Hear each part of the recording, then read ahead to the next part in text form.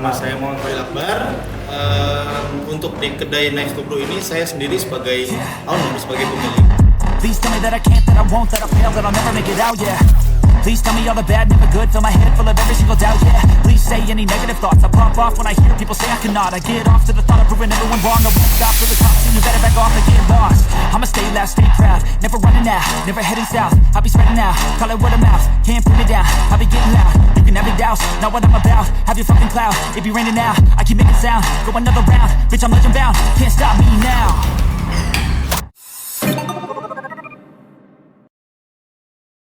Assalamualaikum warahmatullahi wabarakatuh, kawan-kawan semuanya. Perkenalkan, nama saya Muhammad Fadil Akbar, biasa dipanggil dengan Fadil. Untuk di tempat ini, alhamdulillah, puji Tuhan, saya sendiri sebagai owner di tempat ini sudah menjalankan usaha ini kurang lebih selama 3 tahun. Yang dimana awalnya tuh brand ini yang namanya Nice to Brew itu didirikan di Bandung awalnya. Bersama teman-teman waktu saya selama di Bandung, karena satu dan lain hal, tempat yang sekarang saya jadikan rumah ini adalah jadinya bukanya di Pontianak karena ada satu dan lain hal tadi. Nah, setelah 3 tahun itu merintis segala macam, jadilah tempat-tempat yang mungkin dimana orang bilang itu sekarang coffee shop gitu kan. Jadikan tempat belajar, wadah yang dimana untuk anak-anak muda itu menyampaikan aspirasi mereka itu sendiri. Oke, untuk yang kedua ini, kalau boleh tahu N2B ini apa? Kalau ditanya N2B itu apa, kalau secara bahasa N2B itu adalah Nice to Brew ya awalnya, kepanjangan itu Nice to Brew. Nice to Brew itu adalah arti dari senang untuk menyeduh gitu kan. Jadi Nice to Brew itu adalah tempat untuk rumah seduh kopi, tapi fungsinya itu tidak cuma untuk sebagai tempat seduh. Fungsinya adalah bisa yang tadi saya bilang, menyampaikan aspirasi anak-anak muda, dijadikan tempat meeting, dijadikan tempat berpikir, ngobrol santai dan apapun. Terus bagaimana ceritanya Abang nih bisa mendirikan bisnis ini sampai sekarang? Oke, yang sudah tadi saya sebutkan di awal, awalnya Nice to Brew ini didirikan, terciptanya Nice to Brew ini berada di Bandung tahun 2019. Bersama 3 teman saya sendiri, Bayu sama Rian, menciptakan nama brand ini itu karena awalnya gara-gara kesenangan pribadi kami yang dimana suka menyeduh kopi gitu. Dari awalnya cuma sekedar hobi, dari awalnya cuma sekedar senang dengan hal ini, tercetuslah untuk membuka tempat sendiri, tempat ngopi sendiri, rumah seduh sendiri. Nah, karena ada satu dan lain hal tidak bisa buka di Bandung, kami pikirkan untuk memulai kembali brand ini itu tapi di Pontianak. Nah, yang dimana waktu di zaman itu di 2020, Pontianak belum terlalu yang dimana coffee shop itu menjamur seperti sekarang. Seperti yang teman-teman tahu, coffee shop sekarang itu sudah mungkin kita hitung lebih dari ratusan, ya banyaknya ya, lebih dari 100-200. Untuk persaingan ya sekarang mungkin lebih ketat lah dibanding dulu tahun 2019-20. Terus strategi bisnis seperti apa yang Abang pakai untuk N2B ini? Oke, strategi bisnis. Kalau ditanya strategi bisnis, yang selalu saya gunakan di sini adalah inovasi. Mungkin selalu menginovasikan hal apapun. Contoh yang saya ambil sekarang tuh anak-anak muda yang mungkin di umuran 17 sampai 20-an ke atas. Jadi anak-anak yang bekerja di sini, yang jadi barista di sini, mereka itu adalah anak-anak yang mungkin mempunyai pemikiran yang segar karena mereka masih baru lulus SMA, masih baru kuliah. Nah, mungkin yang saya rasakan sendiri, anak-anak muda itu kan lebih update tentang apa yang namanya sosial media, lebih update tentang apa yang namanya hal-hal yang mungkin lagi viral di zaman sekarang. Nah, jadi inovasi-inovasi yang saya maksud tadi adalah hasil pemikiran dari saya dan teman-teman saya itu sendiri. Di Pontianak ini kan punya julukan dengan kota 1001 warkop, dan Abang nih salah satu di antara itu. Bagaimana cara Abang untuk mempertahankan bisnis ini? Cara saya mempertahankan, jangan mudah menyerah inovasi.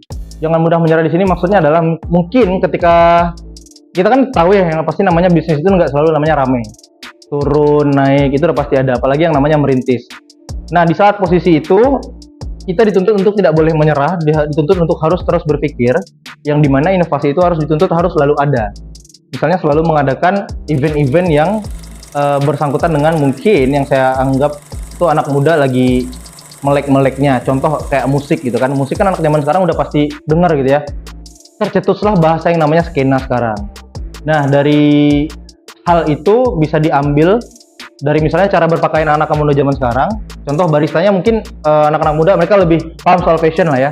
Nah dari itu aja mereka mungkin bisa menarik perhatian dari customer. Oh ternyata barista tuh gayanya bla bla bla dan segala macam. Nah ternyata nggak cuma soal gaya aja yang diangkat, tapi soal pemikiran juga, tapi soal pola pikir juga, bukan pemikiran yang itu ya, bukan. Nah lebih tepatnya seperti itu. Untuk sekarang, ada inovasi atau pengembangan apa yang dijalankan untuk bisnis ini? Untuk inovasi sekarang selalu ada. Kalau ditanya ada apa enggak, selalu ada. Selalu mengikuti tren yang lagi naik, selalu lagi mengikuti hal yang lagi naik, kayak viral-viral seperti yang kayak sekarang kan TikTok ya mainnya, TikTok, Instagram gitu kan. Nah, hal yang mungkin lagi viral, lagi viral di Instagram dan TikTok itu mungkin bisa kita contoh. Kayak misalnya kita selalu bikin video-video pendek, bikin video-video singkat yang mungkin lagi viral, yang lagi trending. Nah, itu juga mungkin lumayan memancing perhatian dari customer-customer Pontianak itu sendiri.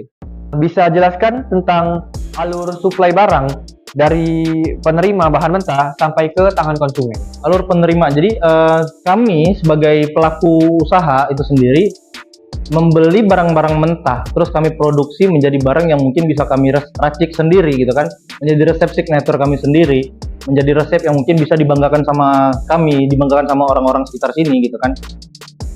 Dari awalnya barang mentah, kami ulik lagi, kami cari lagi rasa yang mungkin perfect untuk orang-orang. Setelah udah jadi barang yang perfect, barang yang mungkin menurut kami udah sempurna, baru kami serahkan ke customer. Kalau boleh tahu, dari mana abang bisa mendapatkan suplai biji beans ini? Untuk yang pertama, udah pasti saya ngambilnya dari relasi dulu.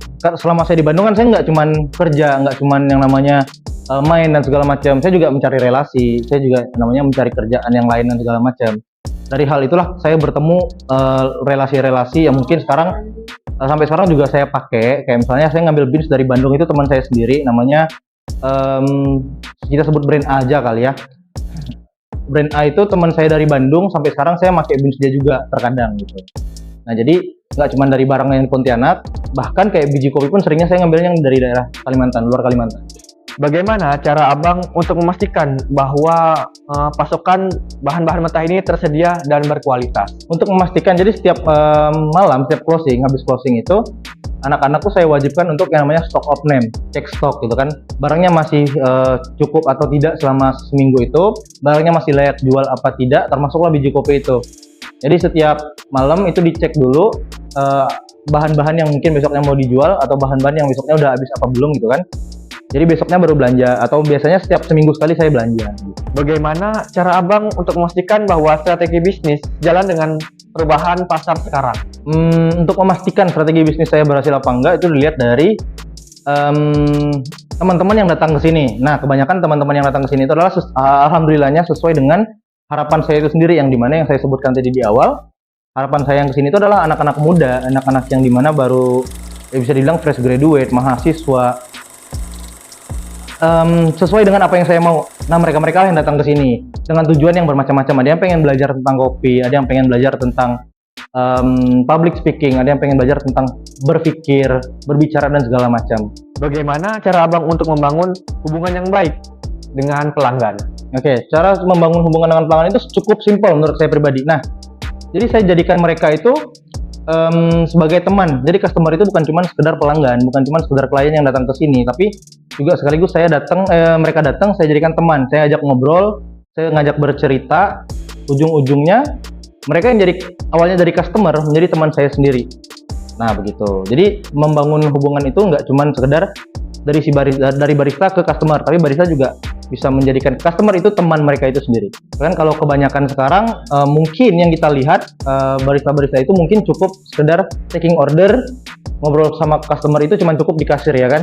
Nah kalau di sini tidak sebatas itu. Jadi setelah hal simpel ya, mungkin setelah mereka ngantar minuman, barista ngantar minuman, si barista itu mungkin langsung menanyakan hal kayak misalnya, tolong dong Kak review gimana minuman kita di sini segala macam. Dari hal simpel itu aja customer merasa kayak, oh saya dianggap nih di sini, diajak ngobrol segala macam, baristanya nggak sombong gitu. Terbentuklah yang namanya hubungan di situ. Nah oke, mungkin dari saya pamit undur diri. Terima kasih teman-teman semuanya yang ada di sini. Saya pamit undur diri. Assalamualaikum warahmatullahi wabarakatuh.